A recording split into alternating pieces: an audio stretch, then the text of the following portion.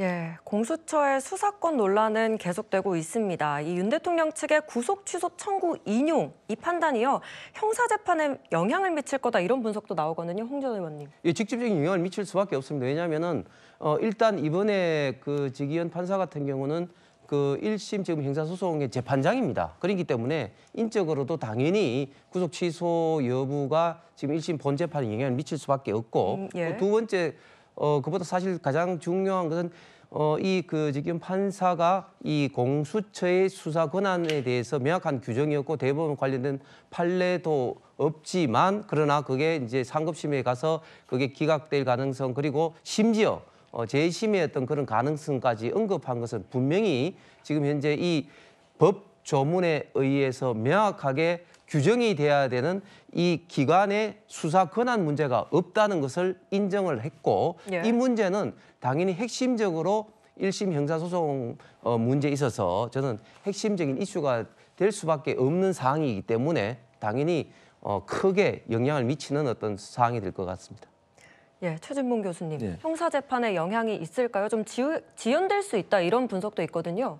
저는 그 영향을 별로 안 미칠 거라고 생각해요. 제가 그렇게 생각하는 이유는 뭐냐면 네. 형사재판은 그 죄에 대해서 다투는 거잖아요. 지금 이거는 구속에 대해서 다투는 것인데 구속에 대한 문제는 판사가 지금 판결문에서 적어놓은 것처럼 공수처의 수사에 대해서 문제가 있다고 판단하지는 않았어요.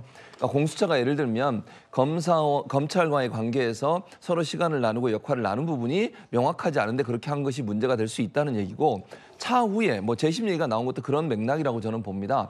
추후에 만약에 재판이 진행되는 과정에서 이 문제 때문에 구속한 이 문제 때문에 문제가 돼서 다른 재판에도 영향을 미치는 문제를 일단 좀 정리하고 가자는 의미라고 저는 생각해요. 그러니까 예. 형사재판은 윤석열 대통령이 비상계엄을 선포한 게 내란에 판단되는지 안 되는지 보는 건 아니겠습니까? 그러니까 구속의 과정에서 있었던 여러 가지 혼란과 문제점 때문에 그 본질의 문제가 영향을 받지 않도록 하기 위해서 네. 미리 정리했다고 저는 생각해요.